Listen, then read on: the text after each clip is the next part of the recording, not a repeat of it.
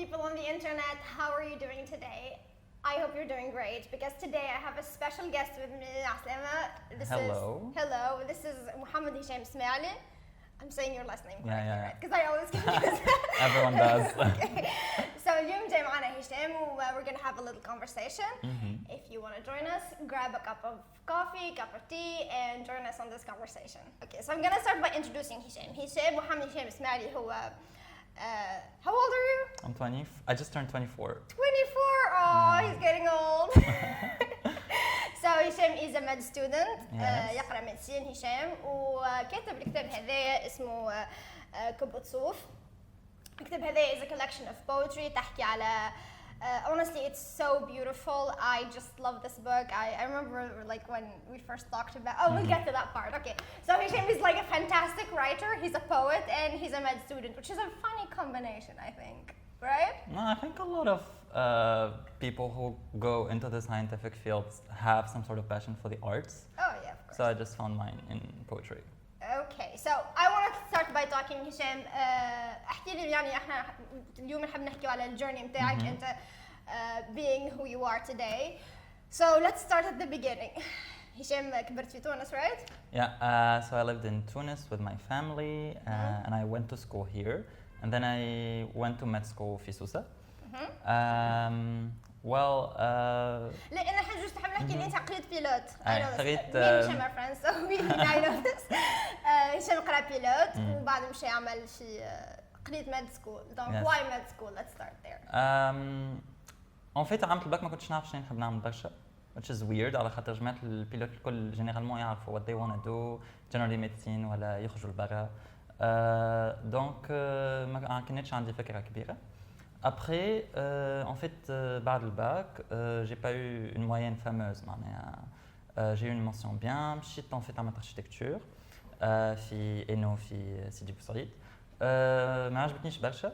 Après, donc بدلت عملت médecine. J'ai passé le concours de réorientation. En fait, j'avais في مخي l'idée أني نحب نعمل psychiatrie. I know that. اللي هي ما زالت الحاجه اللي نحب نعملها الى التوا معناها ابخي 5 ans بريسك ما تبدلتش الفيزيون نتاعي و I want to treat people's mental health. Oh yeah, I love what you do about mental health. We'll get to that later. But like just انا نحب نسال خاطر فما برشا عباد نعرفهم انا سورتو اللي معايا بنات في البوك كلوب كانوا يحبوا يمشوا ميديسين كيما خاطرهمش يمشوا ميديسين تحسها اللي they got devastated and I hate saying that. I hate اللي some people think اللي like there's like this set path to success which is like not true. You can be successful in life. So علاش انت اخترت ميديسين? Is it like something you want? علاش عملت الغيور؟ En fait انا مشيت مع اصحابي اللي يقراو ميديسين دخلت معاهم في لي كور وعجبوني لي كور عجبوني لي ماتير وانا نحب السيونس من قبل. اما الميديسين في حد ذاتها فما دي ماتير يعجبوك ومن بعد فما دي ماتير ما يعجبوكش. لو ريتم جو ديري il est infernal اما for me it's all about priorities. Donc ça dépend كل عبد وشنو هي لي بريوريتي اللي يحطهم في حياته. اسكو يحب يحط قرايته قبل اسكو يحب يحط poetry قبل اسكو يحب يحط عائلته قبل. Donc sometimes it's about the choice that you make as an adult. My next question is how does it يعني كيفاش في الاخر تمشي لميد سكول؟ نعرف برشا عباد they want to go to med school and في الاخر how realistically how is it like to be in med school؟ بالحق برشا قرايه they have no lives and all that.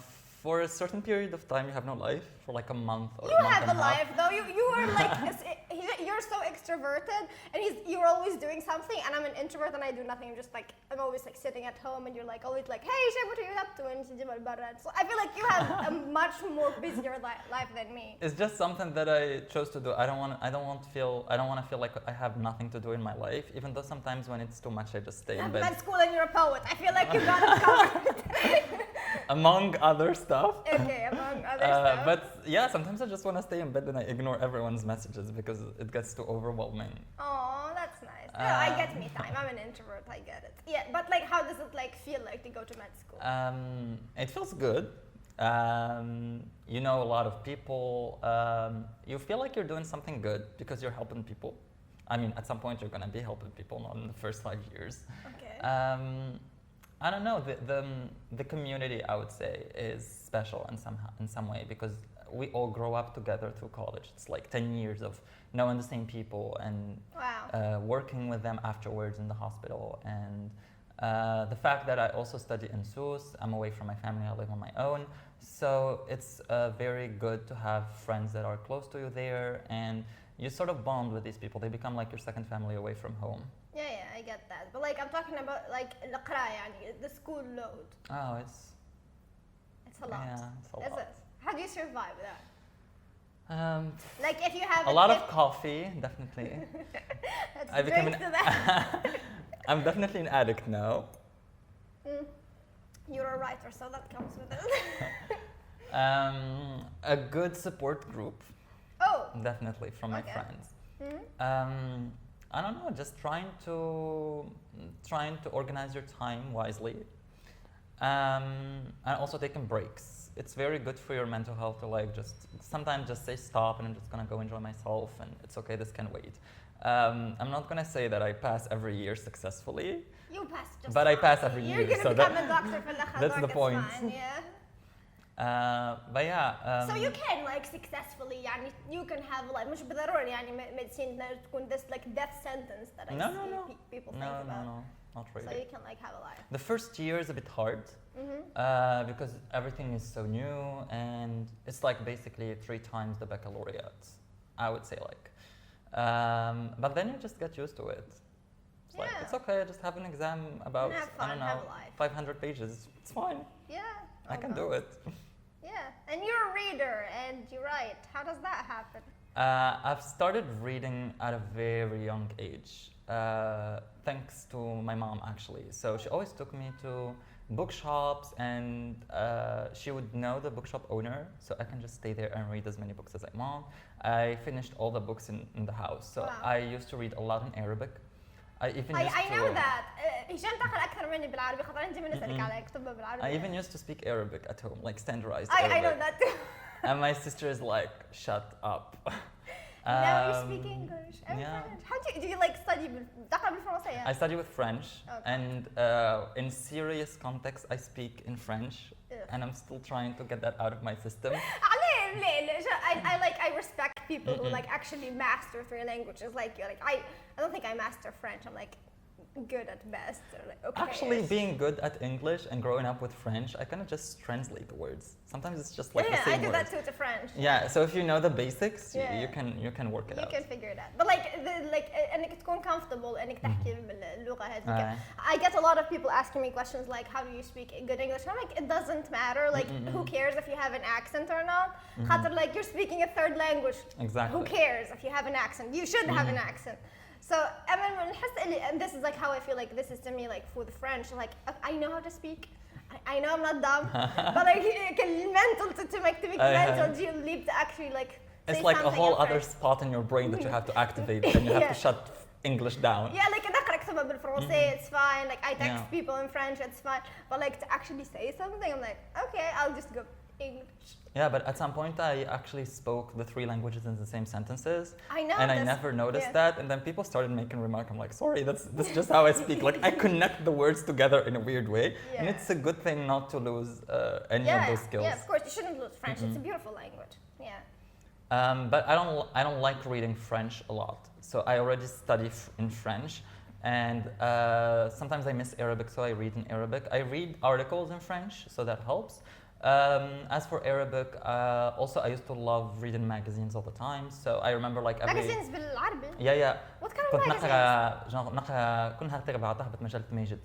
Oh, that, yeah, I used to read ما that. كنت تعدى في الكيوسك ونشري مجلة ماجد وباسم والعرب الصغير وقوس قزح وعرفين. Like I used to read all of them for an entire week, and I get sad because I finished them in For like you 2 young days. people, this is life before the internet. Oh yeah, we used to read a lot of magazines. Yeah, we did.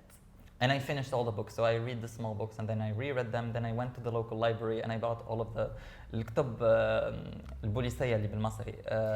I never بتاع did نبيل that. You فاروق. know, برشا Yeah. من صحابي نعرفهم يحكيوا عليهم سورتو سامي وسونيا. I just never did that. Like شنو اسمه الكاتب نبيل المصري؟ فاروق. نبيل لا فما اسمه أحمد حاجة. أحمد حلمي. No, that's it. That's not an actor. Egyptian actor. يا ممثل هذاك من المشهد. ما نعرفش حتى فما واحد I don't اسمه know. أحمد حاج حسيت بدي يحكي على سامي and I'm like I never heard of that أنا قبل I used to like كسلسلة سحر هذيك I used to read a lot of scientific books funny enough okay. as a child I used to love the stars I still do love the stars so I read a lot like كتب الفلك والفزر okay. Astronomy not astrology you do that I do know astrology. but no Sometimes yes a lot religiously but let's not talk about that I'm a Cancer which means nothing but okay it's a joke but yeah I remember my parents like they freaked out when I was reading like كتب وليسية man they're like this is not literature what are you reading مش تلعبوا لي بالله نمشي الصباح للمكتبة العمومية ناخذ 5 كتب نقراهم نرجع العشية ناخذ 5 كتب أخرين because there was like a limit to the number of books you could take wow is that and they're fun yeah for young people even before في الابتدائي ما تشرينا الكتب متاع العام الكل من الصيف donc I spend the summer نقرا كتاب الفرنسي والعربي والانجلي نقرا نصوص الكل That's nice. I never did that. I used to be horrible at school, which is funny because now I'm a teacher. And like I relate to those people sitting in the back Yeah. so much. But you know, I don't know, books were like my life at some point. me too. I read, but like never something that people told me to do. Like if you tell me to do something, I just won't do it. That's just Like I was always the kid in the family with the book. Like I get in the car with a magazine, I go out with the book. Like I literally don't look like I'm holding the book. Have you ever mastered the walk and read a book at the same time thing? Yeah, me too. I practice all the time. And I remember like at night I try to catch a glimpse of the light. Like I'm trying to read the book and I wait for the light in the street so every time I can like read a line or two. And mom is like, you're gonna lose your eyesight. Yeah, and they said it to me. My brother is behind the camera. Do you relate to this? Walking and reading at the same time. I suck at that. But it's fun. Start with drinking and walking at the same time and then Then you can transition to فاهمة this thing where I do like I نهز في تليفوني and like نشد شي واحد هكايا and I'm like okay you walk I trust you to walk me and I'll read. I want to read. At some point I even go to the gym and I read in my phone between like breaks. No, that's too much. Come on. Sorry. No, for me, like if I'm like I don't really do gyms, but I run, so I listen to audiobooks on podcasts. Like this one. Hence this. That's how I got the idea. I don't like read and run. Imagine that, read and run. Yes. You said something weird اللي انت both doctor and an artist at the same time writer. شنو هي الرياكشن تاع العباد when you say you're a doctor and when you say you're an artist? They just go wow. Do you remember like, that event that we went to? Separately. Oh, How do they see it? Like being a doctor وحدها being an artist وحدها. خاطر الدكتور في تونس حاجة validated تعمل. Writer not so much. مازالت الاندستري ما طلعتش. Yeah, I actually remember getting a question in an interview about writers in Tunisia, and they're like, "Do you think writers can make a living?" Yeah, in I Tunisia? know. Exactly. And I was like, Tunisians don't read. I'm so sorry, you can't. Like, You're starving artists. the thing is, most of the writers I know, they have another job. Yeah, I mean most artists like all over the world, especially Unless if you're you're J.K. Rowling. Unless you're J.K. Rowling, as Stephen King. حتى كان they started with a main job on the side, even like John Green. But like then, as their books get successful, They quit the other job and they become unless you fully are a fledged poet, writers. in which case expect a starving life till you die, and then maybe someone will appreciate you. Maybe. After you die. After you die. Emily Dickinson style. في بالك أنا كي كنت صغيرة كنت نقرأ Emily Dickinson. I legit thought that's I've always thought like I saw her as an idol. I thought like what she did was amazing because Emily Dickinson, if you don't know, she wrote and wrote and wrote, but she never got published. And when she died, كيف تتفقوا بها They collected all of they the collected poems. all of her thing, and I would always say to my sister like, when I die, you know, when I die, You know what to do. You know what to do. Make me famous. Yes, when I die. I never thought I actually like publish a book on my lifetime. Oh, same here. Yeah. Oh, so how did that go about? That's a long story. Yes, we're here to talk about it. Keywords. Depression. Oh yeah. Oh yeah. Yeah, I mean. Depression. I'm just gonna say words. Yeah. Determination. I'd say. Another keyword for writing a book. Collecting all of the poems that I've written over the years and trying to publish them. Yeah, that's how it usually goes. Yeah. But like, how did you decide? Let's talk about like how first you started writing. Like, من وقتش وانتي تكتب. Oh, this is a funny story. So I never knew that I could write. I mean, I read a lot, but I was like, okay, I don't think I can write right. So I had this crush on this girl in high school, and well. It's always a girl. And I was like, okay, you know how to express your love for someone. And there's a girl who talked to me about writing a poem for a guy, and I was like, I can do that. yeah, I can try that. I can write a poem and read it in front of the entire class. I mean, You read it in front of entire oh class. yeah, I can never do that. I read it in front of God. it. Actually, we had an assignment to write a story. So I wrote this story about a vampire meets a merman, and it was like, I was 16 or 15, whatever. Vampire. And then I read the poem, and it was inspired by the movie 10 Things I Hate About You. Yeah, me too. I did that. Yeah, so the poem was like 10 Things I Hate About You. And I read it in front of the entire class. It was disastrous. I never did it again. Obviously, I didn't get the girl. And You're the loser who read the poem. but then I started writing. Does she regret it now, though? I have no idea. She should. And then I started writing. Oh, yeah. Yeah. That's a fun beginning. I only started writing in English, and then another girl happened, and I started writing in Arabic because the second girl was like, she doesn't do English. عربية, hey. So I was like, "Okay, الاثنين طبعاً like, and I صحيح. still have those two poems. Like, I still have like the draft of the first poem I Oh, wrote wow. in English because I keep things from like 10 years ago in this bag in my room. Okay, that's nice. So yeah, I started writing in Arabic, and I was like, I can write in Arabic. You can. Yes. Let's explore this further. Yeah. Yeah, and then I tried to experiment with dialects.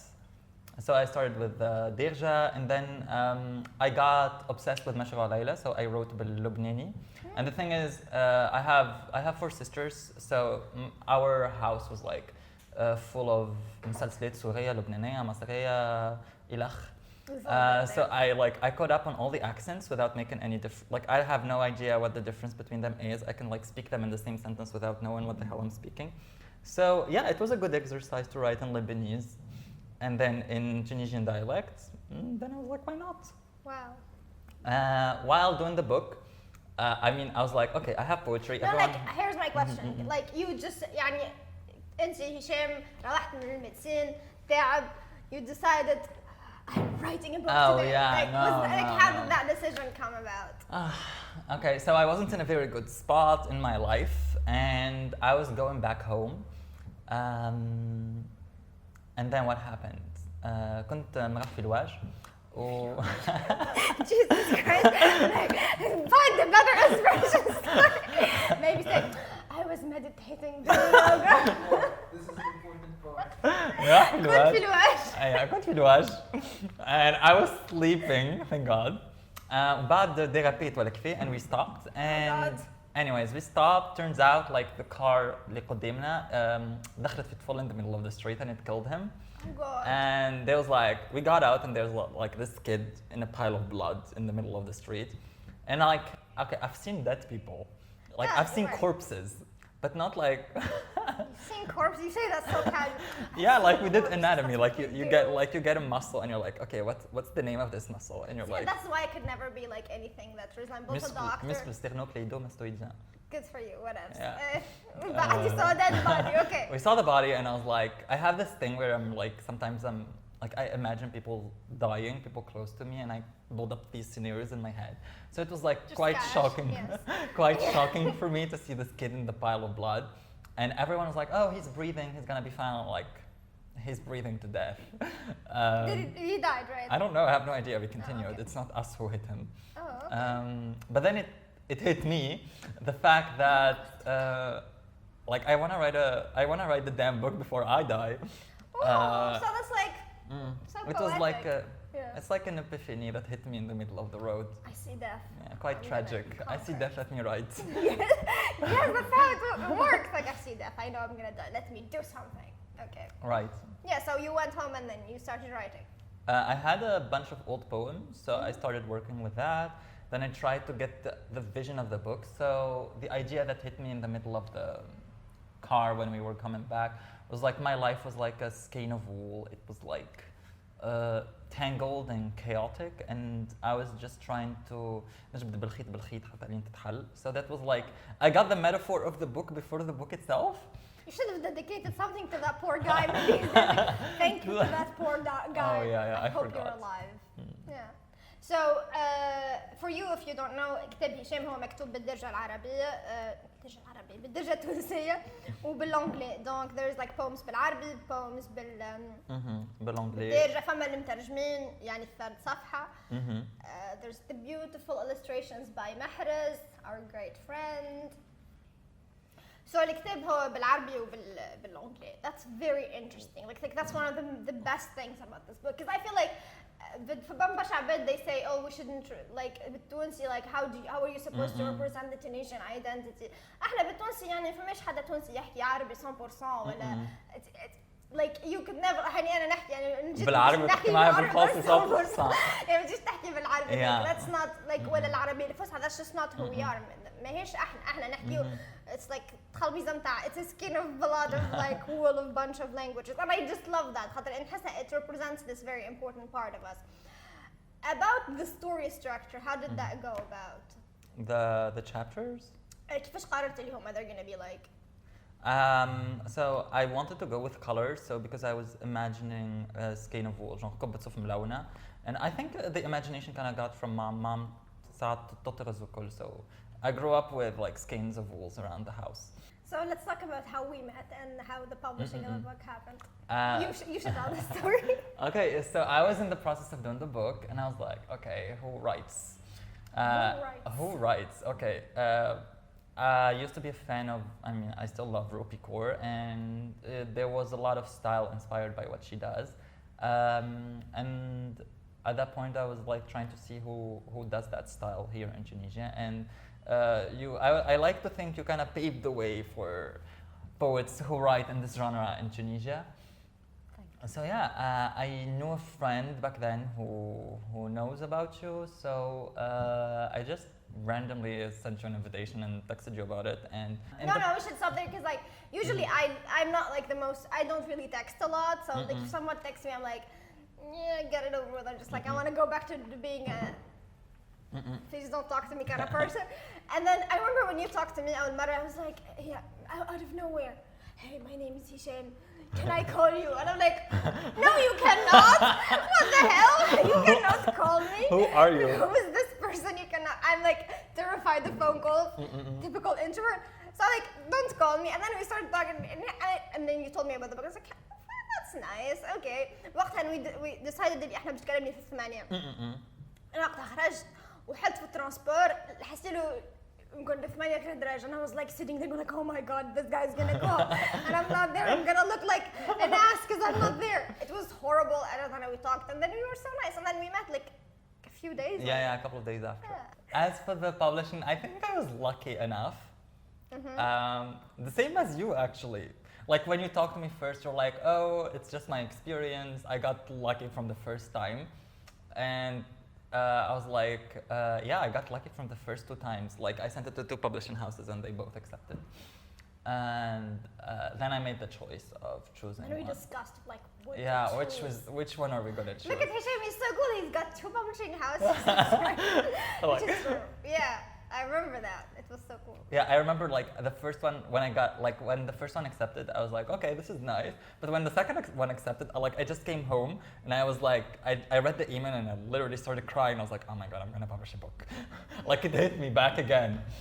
So yeah, that was the first phase, and I didn't know that the second one was like gonna take a while. Like from the editing to the pictures to the meeting with the publishers to publishing the book. Like it has been a journey. So Hichem published with the same publishing company اللي خرجت معها أنا اللي هي Poppy Breeze. They have like Sami and Attafi. They're the sweetest people. I mean, it's a funny story how I actually met them. Yeah, there's a funny story. I like kind of it was like kind of a surprise. So we set up a meeting, but then I think it didn't happen for some reason. I forgot. So they had طارق اللاموشي's book وقتها عملوه في أوبلاجي في اللاك. So I was like, okay, sure, I'm just gonna pop in. Oh yeah, I remember that. I'm Yeah, just and gonna then you pop just in. went there. So I went there. I could never do that. Like for me, they have to invite me. Like, please show up. I'm like, maybe I'll Maybe. see. Like my mom drove me there, and I was like telling her, "Oh, I'm gonna meet the publishers. They're gonna publish my book, and it's gonna be a surprise for them." So I sat there, and I got the book. It was very good, and I participated a bit in the conversation. And then by the end, when everyone was leaving, I was like, "Hey, I'm Hichem Smaali," and Attafi was like, "Are you kidding me? Are you kidding? Are you playing? Are you playing with us?" You should have introduced yourself, like from No, the it was beginning. like I'm not gonna steal someone's thunder. Like this is about him and his book. Oh yeah. I'm not gonna make it about Tarek is so me. cool. Like he's the best. So yeah, it was a funny story how we met for the first time. Did they do that surprise thing where they show you your book? What surprise thing? Nothing, never mind. What surprise thing? Because like when I published my book, they وقتها على أساس باش نقابل سامي وعاطف, and I didn't know that the book was ready, and I just had no idea, and I was like, I just had no idea, but they just show up and out of nowhere, oh hey, there's your book. I'm like, oh my god, it exists. No. They didn't do that. No. Okay, never mind then. Like I think I went to the first time I saw it to the signing, the luncheon day. The luncheon day. No, they so would I have was done that. No, but I remember the first time I touched it. Like I started crying on the counter, and I was like, Yeah. I'm gonna take a picture of this. I was The there. first time I touched my baby. Yeah. All right, so you published a book. You're a writer now. You're a doctor now. Ish. God, what else do you do? Well, I started with med school to be able to go throughout med school and tolerate that in activism, sort of. Yeah. So I started working with numerous NGOs. Basically started with med school, and then tried to see in the local community what we have. And I kind of specialize in sexual and reproductive health and rights. It's also why I want to do psychiatry and then a master's in sexology. And the thing is, we work a lot with Tunisian youth. Then I worked on a local level in Sousse. Then I worked on a national level, and now on an international level. So what I basically do is we work on thematics like gender-based violence, sexuality, gender identity, HIV, AIDS, and STIs, etc. And I do capacity building. This implies the training, the workshops done online or done in multiple countries around the world. And we have like general assemblies where we meet in countries, but Corona happened, so that did not go.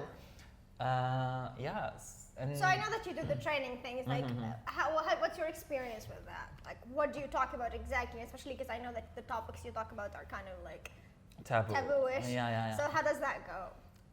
We do trainings, as I said, about these topics regarding sexual and reproductive health and rights. Now the trend of online trainings is going wild. For example, next week I have a training on gender-based violence for Portuguese students and other students around the world. So we tackle what gender is, what sex is, for example, types of gender-based violence, advocacy. And I see that like it's fine for international people, but like what about the twins? How do they cope with that? We have this thing called peer education. So peer education is kind of when, for example, we're peers. So we're like فرق عمر presque. منش بعاد باشا في المنتاليتي. So if I teach you something, you would be more receptive than a teacher. So it's called peer Are education. you bashing so, me because I'm a teacher? Yeah, I'm bashing your students. Thanks. So I teach you My something, students and you think I'm teach it cool. to your students. So it's Okay. it's like that. It's like peer-to-peer education. So we do it for med students at first, and then we become peer educators, and then we go to high schools and we teach them about this stuff. Oh, in high school, public high schools. public Is high that school. okay? Like, Yeah. like the directors, they know what the program is about. I mean, we talk about HIV and STIs, for example, because for baccalaureate students, program تاعهم فيه gender-based violence as well. You can have a pinch of sexuality and What's gender your identity. experience with high school students? Because I have experience with that. They're How do quite they- receptive, actually, again, because we're peers, so they don't see us like. First, we introduce ourselves as med students, and they're like, "Oh my god, I want to be that." And then. I'm rolling my eyes if you can't see me. Yeah. And then the fact that we're peers again, Yeah. so it's not like coming from an authoritarian figure. And we kind of do fun exercises, like we do kind of role play, we do small working groups, we can have games, we can have a video projected and we talk about it, stuff like that. It's not like it's informal in a way that engages everyone in participating in the training. Yeah. So other than the gender-based violence, do you do anything for the, like specifically the LGBT community in Tunis? I work with Mawjoudin. Actually, Great. I did a reading of my book there. Yeah, I went there with you. Yeah. They were so cool. I did some English conversation hours for them back in Sousse. Also, I did a training in quarantine, so I work with them. What else? We did a couple of human libraries with Enopeace.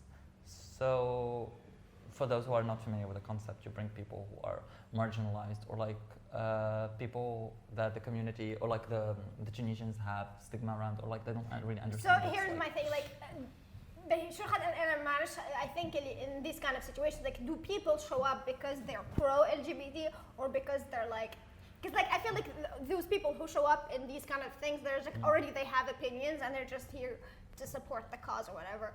But like, did you actually manage to like maybe have someone who's like not really there and talk them through that? People are there because maybe they're curious about the event. Oh, so that's not really like specific to LGBT people. No. It's more open than that. But there are people who maybe got interested. Maybe they wanted to learn more. Maybe they found better resources. So it depends on the in the case of the human library on the book. But in other cases, we try to talk about being more open-minded, being more accepting. Yeah, okay, that's nice. Especially for med students, because it's very important not to discriminate against the patients, whether they're LGBT or whether they're HIV positive or. Yes, I would say I remember like in the first or second year, like we talked about sexuality in a sexology class, and I was surprised. Like a lot of people were I've not. heard things about this, but honestly, I don't know that I don't know how true it is. It's not just in Tunisia; it's all over the world. Yeah, obviously. Yeah. So that's what we try to do, even on an international level, to talk about these topics more, like to have campaigns online, to have campaigns everywhere we go. And med students do show up. Yeah, they do. See, they have lives. That's so nice. Yeah, it turns out we have a life. Because like for me, I just for me like what I think I hated school. I've always hated school. But for me, like to think about someone going to med school, it's like a death sentence. So until I met you, I didn't know that they actually had lives. And when I met you, I was like, oh God, he exists. Unicorn. Like I remember having a conversation. I wrote about this when I passed this year. About having a conversation with Dad before going to med school, and I was like, I don't want to bury myself in med school. Like, I'm not gonna do this. And it was a choice that I made that I'm just going to do whatever I want to do, and I'm gonna pass at the end because I multitask and I can just memorize everything at the last minute and just pass. Oh, lucky you. It's a skill that I acquired later on in life. Yeah, so it's just again prioritizing. For me, I just want to have fun. I don't want to waste my 20s. And I had a lot of things that I wanted to do. It came from a feeling where I wanted to, I don't know if I can say this or not. Say it. I didn't want to be shallow, you know? I didn't want to be... Oh. Yeah, you definitely say that.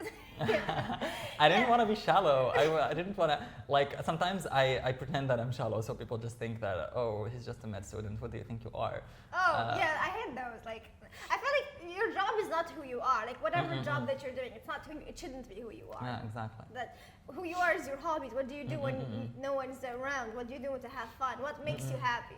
Like, I get that you love your job, and I love my job, but you can't love your job 100%. Exactly. That's why it's called a job. Like, you're supposed to hate it like a wee bit. So it's very important to have hobbies and to just be accomplished in every other thing. And sometimes I regret like not going into music, for example, or like not playing an instrument. He wants to be a singer too. No, not a singer. I want to play an instrument. Oh yeah, I know. You want to play the ukulele. Ukulele, yeah. I play the piano. I don't. I play like one song or two. It's fun to do. It's like I suck at it, but I enjoy it. So you should do the ukulele too. We can have fun. like it's easy. A band. A band of terrible people. A band of terrible players. Yeah, that's a fun. Change topic. Hichem, how's life after? So like after you became a poet and you're a med student now and you're a poet and you're just awesome all around. How does that? What's next for you? what's next for me, poetry-wise, like artistically-wise. This year, I have my residency exam. Okay. Like, so it's like I'm taking a break from most of the volunteering. Like I'm like 80%, because that took a lot of my time, especially this year. I did try other writing styles, like getting into haikus, which is like sort of Japanese poetry that you do not like very much. Talked about this before, but I would like for you to explain, because I have no idea how to explain that. Okay, so explain it. So it works based on syllables, the Japanese syllables, which are not the same as the English ones. But basically, it's like 3 lines of very, very concentrated emotions or picture, or basically inspired by nature. Yeah, so it's like how he explained it to me and how I understood it. It's like a really small. Like 3 lines. And I'm like. And I tried it. It was a good okay. exercise, like trying to, like for example, I have this huge, like this feeling that I want to write about, or like this picture inside my head, and I could write, I don't know, 20, 30 lines about it, but trying to put it in just 3 lines. But can you though? Like this is like how. Yeah, it how worked. for me, I wrote a couple of. I know you showed me, and they were good. Like, but for me, like I have a problem with like short poems because I see like poetry on Instagram and everything, and that's like, for me, I don't know if this is like a universal thing or like a standard reply, but for me, I feel like a poem has to send a message. Like you have to come, it has to send something. And this small poetry on Instagram or this thing, I feel like Quotes. It's not enough. Yeah, it's like a quote-ish. It's not enough to send the poem. Like, you can send a poem with send a message with a really small poem, but it's very hard to do. So it's not like something you can. That's why it's hard. Yeah, that's it's why very hard. it was like it was Yeah. very challenging for me. I was like, okay, I'm gonna take this challenge on. So that's your next book. Again, probably a collection of haikus. I don't know. There is one Tunisian that actually published a collection of haikus. Wait, it's something. I have no idea. I don't remember the name. He's like.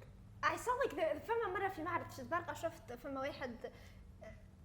I don't know. I don't remember. It was like years ago, like 10 years ago. I know اللي نحكي عليه أنا جديد. That's nice. Like one Tunisian was like, okay, I'm not gonna be the first, but it's fine. I can be the second again. Yeah, you can.